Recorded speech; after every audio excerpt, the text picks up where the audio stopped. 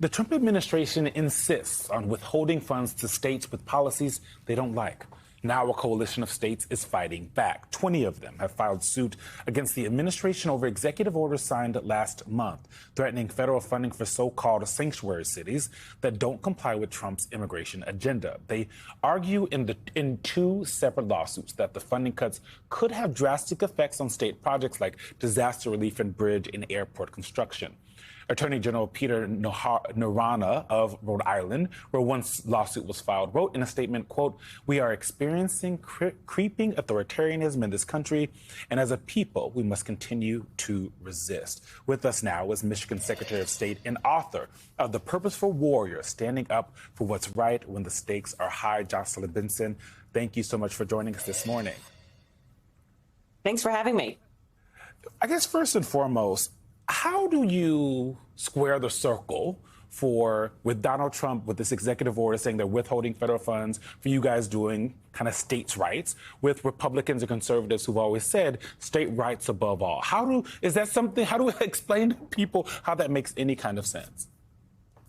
It doesn't, but it's a tool that bullies use to try to get people to control and get people to accede to their demands, even when they're really bad demands. It immediately reminded me of 2020 when I was working to ensure people could vote in the midst of a pandemic. And the president tweeted, which was a thing at the time, that he was going to withhold all federal funding from the state of Michigan because I was sending out information on how people could vote. So it's a bullying tactic that is exactly the opposite of what we need from a president, from anyone seeking to govern a nation at a time when people are struggling, when we need that federal support, that investment in our infrastructure, in our states, in our healthcare systems to ensure that people can thrive, in not just in Michigan, but in every state. Jocelyn, though, is this risky politics for Democrats when your Republican-led House voted to end funding for sanctuary cities? And you look at what happened in this election, and there are voters who are really, really angry over what they see as lax immigration policies, and especially how it's impacted big cities that are forced to use their resources to handle the influx of immigrants versus the resources for their communities.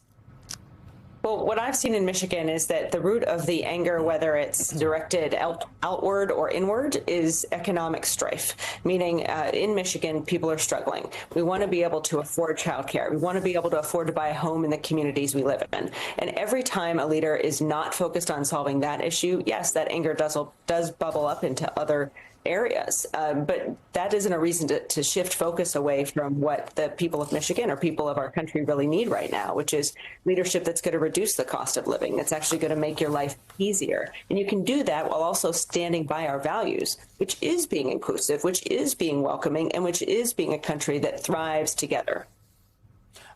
Secretary, in your book, The Purposeful Warrior, you write about the times in your life that challenged you in learning to stand up for yourself in the face of injustice. What do you hope people get from your book, learn from your book after reading it?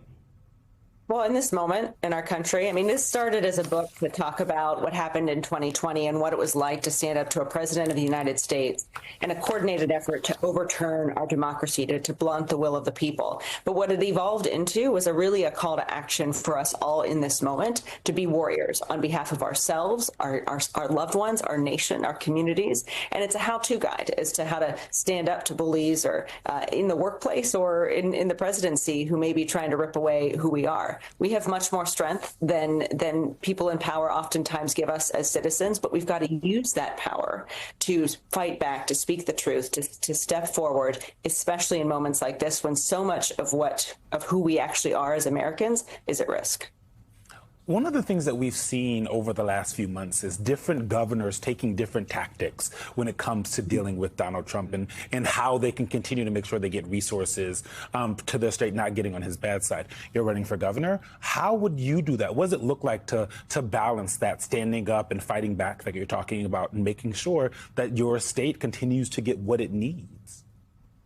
Well, I've done that as Secretary of State, as the chief election officer for Michigan, my job is to make sure our elections are run well, and that has required me to stand up to the president at times. For me, my commitment as governor is the same as my commitment as the chief election officer for the state of Michigan. I will never waver in standing up to anyone who threatens the rights and the freedoms of our citizens or their economic well-being, no matter how powerful or how many threats they throw at me. It's all about being rooted in the truth and the law and the facts and the Constitution, and being very clear and unequivocal of who I serve, which is the people of our state every day. And so I will stand up to anyone and certainly work with anyone who will help me improve their economic well-being. But it requires a backbone and it requires a commitment to ensuring that we are unequivocal in demanding what's best for our people.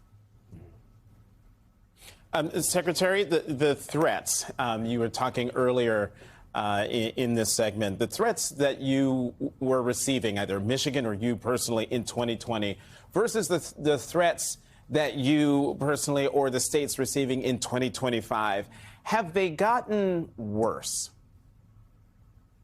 They're similar. I think what has escalated, frankly, is the cruelty, the similarity of withholding federal funding. We heard the same thing in 2020, but the cruelty and the impact of that economic threat is much greater now. It's because especially because the voters of Michigan, the folks who voted for this president, voted for him expecting he was going to drive down costs. And so for him to act in such a way, whether it's these reckless tariffs or withholding federal funding that does the opposite, that's an abdication of the expectation that folks in Michigan had of this presidency. So it's more cruel, it's more callous, it's more reckless than before. And that has increased the pain that a lot of people are feeling as a result of these decisions.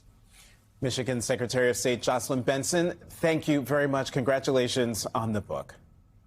Thanks for having me, and people can go to jocelynbenson.com to learn more.